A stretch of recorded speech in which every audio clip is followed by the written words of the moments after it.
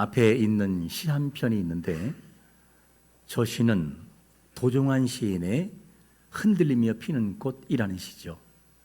흔들리지 않고 피는 꽃이 어디 있으랴. 이 세상 그 어떤 아름다운 꽃들도 다 흔들리면서 피었나니, 흔들리면서 줄기를 곧게 세웠나니 흔들리지 않고 가는 사람이 어디 있으랴. 젖지 않고 피는 꽃이 어디 있으랴. 이 세상 그 어떤 빛난 꽃들도 다 젖으며 피었나니 바람과 비에 젖으며 꽃잎 따뜻하게 피었나니 젖지 않고 가는 삶이 어디 있으랴. 많은 생각하게 하는 부분이죠. 시인이 말하고 싶은 게 뭐냐면 꽃은 바람에 흔들리면서 핀다. 꽃은 비에 젖으면서 피듯 사람도 시련과 아픔을 통해 그것을 겪으면서 성장한다. 이 얘기를 하고 싶은 거죠. 인생도 눈물과 고난이 없이는 완성되지 않는다라는 이 의미를 두고 있어요. 야고보서 1장 1절과 1장 2절과 4절에서 뭐라고 말씀하냐면 내 형제들아 너희가 여러 가지 시험을 당하거든 온전히 기쁘게 여기라. 이는 너희 믿음의 시련이 인내를 만들어내는 줄을 너희가 알미라. 인내를 온전히 이루라. 이는 너희로 온전하고 구비하여 조금도 뭐하지 않게 부족함이 없게 하신다는 거예요. 여러분, 성경도 시련 자체가 좋은 것이라고 말하진 않아요. 시련 자체가. 그런데 시련을 통해 성도를 연단하시고 성도를 만들어 가셔요. 그리고 흔들림이 없는 꽃이 없듯이 연단 없이 성숙한 인생도 없다는 것을 가르쳐요. 그래서 우리에게 다양한 조건과 다양한 환경과 다양한 것들이 우리에게 다가올 때 하나님이 하실 일이 있다는 사실을 믿고 무조건 감사하시기를 축원합니다. 감사해야 돼요. 하나님이 하실 일이 있다고요. 오늘 본문에도 다윗이라는 사람이 등장하는데 다윗도 수많은 아픔들과 수많은 바람을 맞으면서 흔들렸던 사람이었어요. 근데 하나님이 다윗을 이렇게 세워주심으로 도와주심으로 일어선 사람이에요. 그게 다윗이었어요. 다윗은 참으로 고난의 세월을 많이 겪었어요. 다윗은 아픔을 통해 성장하고 성숙해진 사람이었어요. 아픔을 좋아하는 사람은 없지만 아픔은 또 아픔을 통해서 그 아픔을 이기는 자가 성장과 성숙을 경험하게 되죠. 그래서 히브리서 12장 11절에서 뭐라고 말씀하냐면 이렇게 말씀합니다. 무릇 징계가 당신은 즐거워 보이지 않고 슬퍼 보이나 후에 그로 말미암아 연단 받은 자들은 의와 평강의 열매를 맺는다는 거예요. 여러분, 고통과 징계가 사람을 성숙하게 한다면 오늘 본문에 나오는 다윗은 어떤 처지에서 이 말씀을 기록했을까 하는 질문이죠. 오늘 본문에 다윗이 말씀을 기록할 때의 그 시의 내용은 평안할 때 지은 게 아니에요. 평안할 때. 평안할 때 아니라 너무 힘이 겨운 상황에 있을 때에 졌던 시입니다. 무엇을 보고 알 수 있느냐? 1절을 딱 시작하면서 뭐라고 표현되고 있냐면 하나님이여 나를 뭐라고요? 지켜주소서. 내가 누구에게 죽게 피한다는 거예요. 이 말은 다윗이 지금 처하는 환경이 하나님 나 지켜주세요. 안 지켜주면 저 죽어요. 나는 피하게 해주세요. 피해야만 되는 상황이고 안 피하면 죽는 상황이라 그 얘기죠. 이런 상황이 누구냐? 다윗의 처지였다. 자, 우리는 여기서 이렇게 질문해 볼 수 있어요. 다윗이 생명의 위협을 받는 상황에서 믿음의 자리를 지킬 수 있었던 이유가 뭐였을까? 분명히 다윗은 너무 힘겨운 삶이었는데 그 상황에서도 믿음으로 그 자리를 지킬 수 있는 이유가 뭐느냐? 다윗이 대체 어떤 상황에 있길래 이길 수 있었냐 하는 질문이에요. 자기 힘이 아니라 첫 번째로 뭐라고 말씀하고 있냐면 자신을 훈계하고 교훈하신 여호와로 인해서 자리를 지켰다는 거예요. 이 내용을 7절에서 이렇게 말합니다. 같이요, 시작. 나를 훈계하신 여호와를 송축할지라 밤마다 내 양심이 나를 교훈하도다.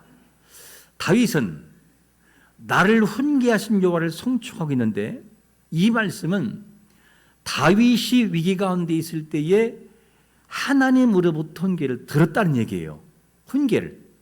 그러면 그는 어떤 훈계를 들었고 또 어떻게 훈계를 들었는가 하는 질문입니다. 어떻게?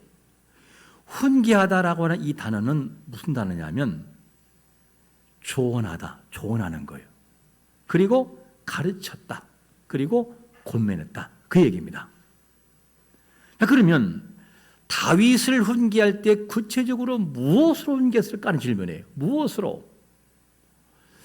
다윗 시대에는 신구약 성경이 완성됐나요? 안 됐나요? 안 됐었지요. 성경이 완성이 안 됐었어요. 다윗 시대에는 무엇이 있었느냐? 모세오경, 창세기, 출애굽기, 레위기, 민수기, 그리고 신명기, 이렇게 이 모세오경이라고 하는 것은 분명히 있었어요. 그러니까 다윗이 교훈받고 훈계받을 때는 그 말씀이 다윗의 마음속에 다가올 수 있는 것이죠. 하나님께서. 그런가 하면 다윗의 곁에는 또 어떤 사람들이 주로 있느냐? 선지자가 있어요. 나단 선지자 같은, 갓 선지자 같은 그런 선지자가 그에게 있어요. 그래서 잘못하게 되면 하나님께서 그들을 보내는 거예요. 하나님께서. 그 예가 어떤 예죠? 다윗이 밧세바 사건으로 인해서 살고 있을 때 하나님은 누구를 보내죠? 나단 선지자를 보내는 거예요.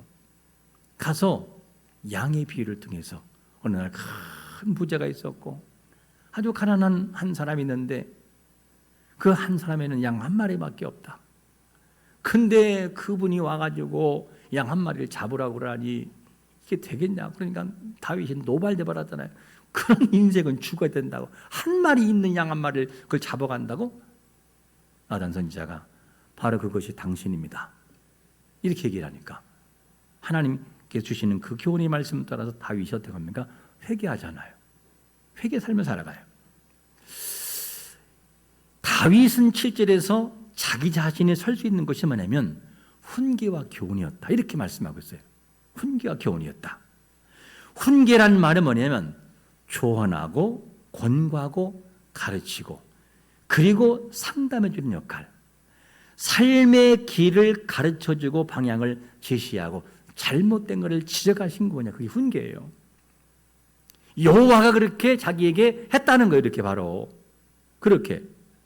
또 어떤 사람에게는 삶의 모습에서 하나님께서 어떻게 합니까? 매일 들어서라도 그를 훈계하시는 것이 이렇게 되는 거죠. 교훈은 뭐냐? 잘 가르치고 깨우치고 징계하고 훈련하고 그리고 바로잡는 것은 뭐냐? 교훈이라고 그래요. 그래서 훈계는 옳은 방향으로 제시하는 것이고 지혜를 주시는 것이고 인도하시는 것이 뭐냐? 그게 훈계예요. 교훈은 뭐냐? 말씀을 적용하고 자신을 돌아보게 함으로 바른 길로 가게 하는 거예요. 그게 교훈이에요. 이거를 다윗에게 적용한다면 무슨 말이냐? 하나님께서 다윗이 정말 힘든 상황이 있을 때에 여호와가 그에게 말씀하시는 거예요. 여호와가. 그 말씀하시는 것을 뭐냐? 극한 상황이 있을 때에 하나님이 말씀하시는 것들을 밤에 조용히 묵상해 보는 거예요. 묵상해 보니까 하나님의 뜻이 보이고 하나님이 하시는 것이 보이고 내가 뭐가 해야 될지가 눈에 보이는 거예요. 그리고 그의 삶을 바꾸는 거예요. 하나님 죄송합니다. 제가 그동안 곁길로 갔던 하나님 용서하세요. 그리고 하나님이 원하신 그 길로 방향을 바꿨다 그 얘기예요. 그게 다윗의 모습이었죠. 이를 볼 때 다윗이 버티기 힘든 상황에서 있을 때에 뭘 가까이 했느냐? 하나님의 말씀, 하나님의 교훈을 마음에 담고 있다 그 말이에요. 여러분, 어떤 상황이 있어도 하나님이 내 가운데 임재하고 말씀이 나를 지배하면 그 인생은 넘어지지 않고 일어설 수 있음을 믿으시기를 축원합니다. 일어선다고요. 말씀 하나가 그 영혼을 붙들어 놓으면 일어서요. 근데 말씀을 다 잃어버리고 세상 기준을 가지고 뭔가 하려고 그러면 그 인생은 넘어질 수밖에 없어요. 그거를 느껴봐야 그가 알아요. 느껴봐야. 야, 인생이 참 허무하다. 이게 아니구나. 참 인생이 허무하다. 그거를 뒤늦게서 알게 되는 것이죠. 그래서 말씀을 가까이 우리가 해야 되고 예배를 통하여 우리 자신들을 성숙하게 만들어야 되고 우리를 정화하는 작업이 우리에게 필요한 것이죠. 말씀이 우리 마음속에 부닥치고 들어오면 그 말씀이 내 것이 되는 순간 능력이 일어남을 믿으시기를 축원합니다. 환경이 안 변해도 뭐가 변하느냐? 내가 변해요. 그러면 그렇게 커버했던 산도 별것 아니네. 왜? 내가 강력한 힘과 에너지를 가졌으니까. 내가 강하면 아무리 강한 감기가 들어와도 나는 아무렇지가 않아요. 왜? 내가 강하니까. 여러분, 말씀이 나를 사로잡는 역사가 있으시기를 축원합니다. 그게 성도의 강함이에요. 말씀의 위대함이 왜 위대하냐? 디모데후서 3장 16절에서 뭐라고 말씀하죠? 같이 한번 읽어볼까요? 시작. 모든 성경은 하나님의 감동으로 된 것으로 교훈과 책망과 바르게 함과 의로 교육하기에 유익하니. 하나님의 감동으로 쓰여진 것이 성경이라는 거예요. 그러면 어떻게 하는 것이 구체적으로 감동으로 쓰였단 말이냐? 질문이에요. 하나님의 감동으로 이 말을 원문으로 직역하면 무슨 말이냐? 하나님이 숨을 불어넣었다 그예요. 숨을 불어넣으면 살아있는 공동체의 힘이 돼버려요. 여러분, 풍선이 바람에 들어가지 않을 때는 그대로 쭈글쭈글하죠. 근데 풍선을 때 바람을 확 불어넣으면 뺑뺑해서 보기가 좋아요. 하나님의 말씀, 이 말씀은 그냥 글이 아니고 한 말씀 속에 뭐가 있느냐? 하나님의 손길이 있다 그 말이에요. 그래서 완악한 자가 말씀을 읽을 때 마음에 벌컥 눈물이 나오고 깨어지는 거예요. 그렇게 완악한 세월 속에 있던 그 사람이 말씀을 들으면서 눈물이 나오는 것이 뭐냐? 하나님의 감동이 그 마음을 움직인다는 거예요. 그게 감동이에요. 하나님의 숨결, 하나님의 숨심, 내뱉음. 그래서 하나님의 감동의 말씀, 숨이 불어넣은 이 순간의 말씀을 내 마음속에 담고 살아가면 읽을 때에도 감동이 와요. 그게 목회자라도 장로님이라도 안수집사님이라도 권사님이라도 집사님이라 성도라도 할지라도 누구나가 동일하게 다가와요. 말씀을 내 마음속에 읽고 긁고 내 마음속에 받아들이면 어디선가 모르는 강력한 힘이 나를 지배하는 걸 느끼게 되는 거죠. 물론 안 느낀 사람도 있어요. 그러나 그들도 언젠가는 느낄 때가 오겠죠. 마치 뭐와 같으냐? 하나님의 감동하심은 한참 추울 때 장작불을 피워놓고 생나무를 막 집어넣으면 가까이 가요 못 가요? 못 가요. 뜨거워서 한겨울에. 그러면 그 장작불이 가까이 가면 갈수록 뭘 느끼냐? 온기를 느껴요. 와, 따뜻하다. 하나님 말씀 그렇다는 거예요. 살아있는 능력의 숨결이 있었어요. 그래서 완악한 자가 말씀을 읽고 들을 때 깨어지는 거예요. 그 속에서 나약한 자가 일으켜 세움받는 능력이 생기고, 그게 모세오경이든 그게 신약성경이든지 모든 말씀은 하나님의 숨결에 들어가 있는 능력인 것을 믿으시기를 축원합니다. 그래서 말씀을 읽어야 되는 거고 써봐야 되는 거고 들어야 되는 거예요. 하나님의 말씀이 나를 움직여 놓거든요. 그래서 하나님의 말씀 숨결에 드는 이 말씀은, 성경은 사람이 하나님에 대해서 쓴 책이 아니고 사람이 하나님에 대해서 쓴 책이 아니라 어떤 말씀이냐? 하나님께서 사람을 통해서 주신 말씀을 쓴 것이 성경이에요. 주어가 누구냐? 하나님이지 사람이 아니에요. 사람은 대필로 쓴 것뿐이라 그 말이에요. 그래서 우리는 말씀을 더 가까이 해야 돼요. 여러분, 예배를 소홀하게 여기지 말고 예배 가운데 들려주는 메시지가 내 영혼을 바꿀 수 있고 인생을 바꿀 수 있다는 사실을 알고 예배에 정말 성실한 모습을 가지고 하나님을 찬양하며 감사하며 드리는 예배가 늘상 이루어지기를 축원합니다. 그게 우리에게 필요한 거예요. 그래야 영혼이 살아나요. 그래서 다윗은 그 여호와의 교훈과 여호와의 그 훈계의 말씀을 마음에 들었어요. 그러고 난 다음에 밤에 자기 양심을 교훈한다. 자기 양심을 계속 하나님을 책망하고 자기 마음속에 하나님을 깨우치고 그 말씀을 듣게 한다는 거예요. 여호와께서 주신 말씀을 낮에 들었어요. 그리고 밤에 조용히 묵상해보고 되새겨 보니까 하나님이 뭐라고 하신지가 알 수 있는 거죠. 어떻게? 내가 잘못했구나. 이렇게 살아면 안 되는 거였는데, 맞아, 이러면 안 되는 건데, 하나님을 더 가까이 하게 되고 하나님을 더 사랑하는 마음으로 결단이 바뀌어지는 거예요. 그게 누구였냐? 연약한 다윗을 이끌었던 하나님의 능력이었어요. 다윗이 위대해서 그 길을 걸어가는 것이 아니라 하나님의 교훈하심의 말씀의 능력이 살아있는 영혼의 말씀이 그 마음을 움직였으므로 그 자리를 지킨 것이 누구냐? 다윗의 모습이었어요. 하나님이 다윗을 그 자리에 세우는 걸 믿으시기를 축원합니다. 무엇으로? 하나님의 교훈의 말씀으로. 우리도 그렇게 세워져야 되는 거예요. 우린 넘어지지만 말씀이 그렇게 우리를 만들어 놓아요. 그러면 교훈하고 훈계함으로 다윗 생각이 분명히 달라졌어요.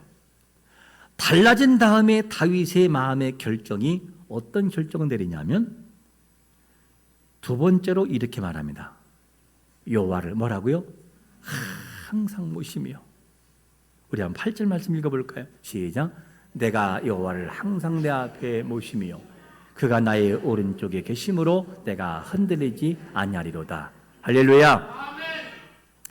여호와께서 말씀하신 것을 묵상함으로 그분을 모시지 않을 수가 없는 상태가 돼버려요. 주여, 우리말로 한다면 하나님 말씀이 내 마음속에 내가 딱 되는 순간 입술 속에서 주여, 아버지, 하나님 사랑합니다. 하나님 감사합니다. 하나님, 제가 부족한 사람입니다. 이렇게 나오는 것처럼 다윗은 뭐냐면 여호와의 교훈의 말씀이 그 마음을 강타하는 순간 그분을 모셔요. 자, 우리가 생각할 때 여호와를 모셨다 그러면 생각으로 그분을 생각했다 이렇게만 생각하거든요. 근데 원문에서는 그렇게 말하잖아요. 모셨다라는 이 원문 뜻이 뭐냐? 여호와를 그곳에 두다, 그리고 놓다, 배치하다 라는 동사가 함께 들어가 있어요.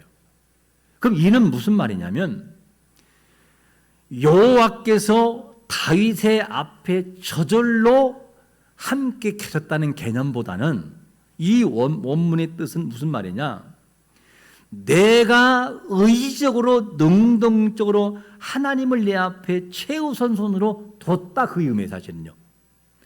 내가 마음속에 들어온 말씀을 생각해 보니, 깨달아 보니, 주여, 다른 무엇보다 여호와 당신이 내 앞에 주인 되시고 내 인생의 창조자가 되시고 나를 이끌어가는 그분이십니다. 주여, 내 중심 속에 오시옵소서. 이렇게 의적인 발동이 있다는 말이 바로 모시면 단어예요. 그러니까 이 말씀을 보면 그냥 생각이 아니라 하나님의 그 위대하심을 내 중심 속에 두고 살아갔다, 이 말이 다윗의 고백인 거예요. 모시면 단어가 어디 두느냐? 내 앞에. 이 말은 내 앞에 모시며. 원문은 무슨 말이냐? 내 눈에 보이는 맞은편이 이렇게 바로 정면에, 사람과 사람의 대화에서 사람이 여기 있으면 이렇게 바라보고 얘기 안 하잖아요. 어디 바라보고? 정면을 바라보고, 인격적으로 눈을 바라보면서 이렇게 내 앞에 바로 주님을 두고 살아간다는 거예요. 그게 바로 뭐냐? 내 앞에는 단어예요. 그리고 눈을 똑바로 보이는 곳에 정말 중요한 물건은 집에서도 중심에 딱 두거든요. 들어갈 때 봤을 때 액자는 저 귀퉁이에 방에다 두지 않고 정면에 딱 보이게 두듯이 다윗이 진짜 여호와의 은혜를 깨닫고 훈계와 교훈을 받고 난 다음에 모시고 난 다음에 뭐가 되냐? 하나님을 가장 우선순위 중심에 두고 살아갔다는 거예요. 가장 중심 속에. 그것도 무엇으로? 의도적으로 내 시야의 중심 속에 뒀다 이 말이에요. 의도적으로. 이 말은 무슨 말이냐? 다윗이 살아가는 모든 곳에, 모든 살아가는 삶의 중심 속에는 자기 생각이 아니라 여호와 자기를 이끌어 가신 하나님, 자기를 교훈하신 하나님, 자기를 인도하신 하나님이 중심에 항상 있다고 말해요. 그리고 문제 생기면 아버지 어떻게 하면 좋을까요? 하나님 이 상황에서 어떻게 되나요? 그분과 교제 나누면서 나간 삶이 다윗의 모습이었다 이 얘기를 하고 있는 거죠. 여러분 연인과의 관계에서 서로 사랑하면 보고 싶을까요? 안 보고 싶을까요? 나이 드신 분들은 뭐 그냥 억지로 결혼하라고 해서 안 보고 싶었는지 모르겠으나 사랑하면 보고 싶어요. 뭐를 하다가도 항상 생각이 거기에 가 있어요. 이 일을 해도 거기가 있고 저 일을 해도 거기가 있고 왜? 항상 거기에 그분을 관계를 사랑하니까. 무슨 말이냐면 다윗의 마음 깊은 곳에 여호와의 훈계를 들어 변화를 받아 그 하나님을 마음에 모시고 살아가는 삶의 모습에서 살다 보니 항상 다윗의 중심에는 뭐냐? 하나님이 항상 있다는 거야. 하나님. 우리가 정말 은혜 받고 나면 뭐라고 하느냐? 하나님이 생각이 나요. 하나님 감사해요. 큰 것을 얻어도 하나님 감사해요. 하나님 이렇게 약한 일을 세우셔서 감사합니다. 그리고 감사가 나오게 돼요. 근데 하나님이 잃어버리면 감사가 아니라 불평이 나와요. 다윗이 수없이 흔들리는 상황에서도 여호와를 모시고 살아가는 모든 상황에서 그분과 교제하며 나간 삶이 누구냐? 다윗이 모시며 살아가는 삶이었어요. 다윗은 사울에게 억울하게 쫓겼거든요. 너무너무 억울하잖아요. 사람이 잘못한 것이 없는데 억울한 것처럼 억울한 것은 없어요. 여러분, 다윗이 사울에게 쫓길 때 다윗이 잘못해서 쫓겼나요? 잘못한 것이 없어요. 그냥 억울해요. 그냥 죽이려고 하니까 피해 다니는 것뿐이었어요. 근데 다윗이 사울을 죽일 수 있는 기회가 여러 번 있었어요. 단칼에 찔리면 죽는 상황. 근데 다윗이 사울을 죽입니까? 안 죽입니까? 안 죽여요. 하나님께서 기름 부은 자를 치는 것은 기뻐하지 않기 때문에 안 해요. 그냥 피하고 말아요. 압살롬이 자기를 배신한 상황에서도 하나님을 의지해. 하나님, 이 위기 상황에 나를 이끌어달라고, 이 수렁에 나를 구해달라고. 죄를 지어 징계받는 상황에서도 하나님을 바라봐요. 이게 뭐냐? 여호와를 모시고 살아갔던 다윗의 신앙 고백이 있었어요. 이런 다윗이 고백하는 것이 뭐냐면 여호와께서 오른쪽에 계심으로 내가 흔들리지 않는다는 거예요. 이 고백을 합니다. 그럼 말씀으로 교훈받은 받아 여호와를 모시고 살아갔던 다윗의 마음은 어떻게 바뀌었을까 하는 질문이에요. 힘든 찌들었던 삶이 어떻게 바뀌느냐? 9절에 보니까 이런 고백을 합니다. 9절 다 같이 시작. 이러므로 나의 마음이 기쁘고 나의 영도 즐거워하며 내 육체도 안전히 살리니. 고백이 뭐냐? 마음이 기쁘다는 거예요. 여러분, 여호와가 내 마음속에 가득 채워지는 능력이 임하면 뭐가 되냐? 환경은 바뀌지 않았어요. 근데 뭐가 내 마음에 평강이 찾아와요. 응답받을 때 어떤 일이 임하죠?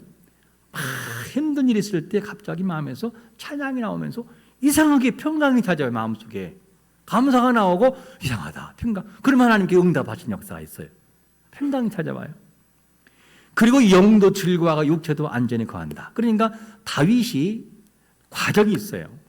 너무 힘들었는데 여호와의 교훈의 말씀을 듣고 마음이 묵상하고 그 말씀을 통해서 여호와를 진심으로 마음이 모시는 결단이 있고 난 다음에 삶이 바뀌어지는데 뭐냐?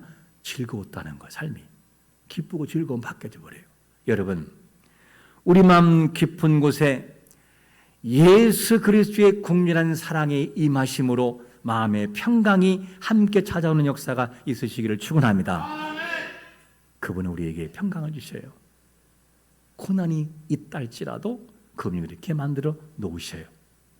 이렇게 기뻐할 수 있는 근거, 그러면서 더 깊게 들어가는 근거를 대는데 10절에서 이렇게 말합니다. 이는 왜냐하면 내가 기뻐하는 이유가 뭐냐? 주께서 내 영혼을 어디에서 소홀해 버리지 아니한다는 거예요. 주의 거룩한 자를 멸망시키지 아니할 것임이니이다. 다윗이 뭘 느끼느냐? 하나님이 내 영혼을 지킨다고 하는 확신이 있어. 확신이. 여러분, 우리가 이 세상을 살다가 어떤 죽음을 맞이하든지 우리가 예수 그리스도를 진심으로 믿는 자들에게는 이미 우리의 이름이 생명册에 기록됐으므로 하나님이 그 나라로 인도하시는 것을 조금도 의심하지 않기를 축원합니다. 믿고 나가라는 거예요.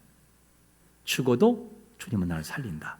왜? 믿기 때문에. 다윗은 그런 고백하고 있어요. 그리고 장차 오실 메시아의 부활에 대한 부분을 그 뒤에서 얘기하잖아요. 거룩한 자.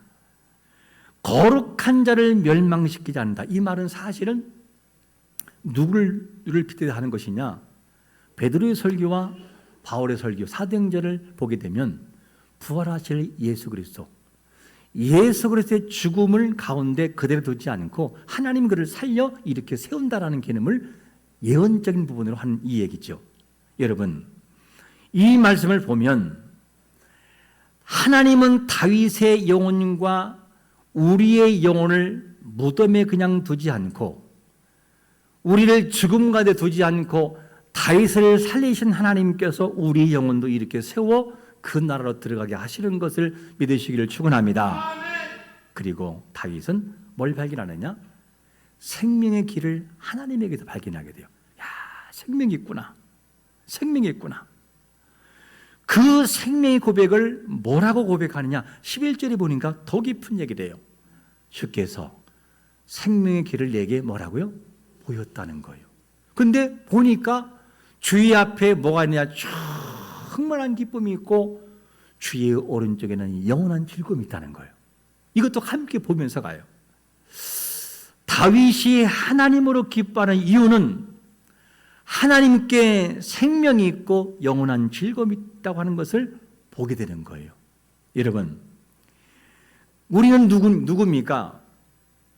예수 그리스도를 믿어 영원한 생명을 우리 마음속에 지녔고 성령이 우리 가운데 내주하심으로 내 속에 계심으로 그 성령께서 모든 구원을 적용시켜 하나님의 자녀임을 아버지라고 주여로 그리고 믿음으로 우리에게 알려주시는 것을 믿으시기를 축원합니다. 이런 자들에게는 이미 구원이 완성이 된 거예요. 구원이 임했어요. 그러므로 이런 사람들에게 가질 것이 뭐냐면 다윗은 뭐냐? 그 주님을 모신 다음에 느낀 것이 생명이 그분 앞에 있구나. 즐거움이 있구나. 느끼는 것처럼 우리에게도 그리스도를 믿는 것으로 끝나지 말고 그리스도를 믿는 우리 마음 중심 속에 즐거움도 함께 마시기를 축원합니다. 기쁨도 있고 비록 가난하고 환경은 그대로이지만 내 마음에 평강이 찾아와서 찬양이 나오는 역사, 이 역사가 우리에게 있어야 한다는 것이죠. 왜? 성령이 내 마음에 계시니까, 예수 그리스도가 나와 지금 함께하고 계시니까. 그런 자들이 항상 우울한 모습으로 살아갈 수는 없더라는 거죠. 여호와의 교훈받고 훈기받고 모시고 하나님의 은혜를 보고 생명을 보고 즐거움 보고 받게 된 역사처럼 우리에게도 이런 과정이 반드시 있어야 하는 것이다.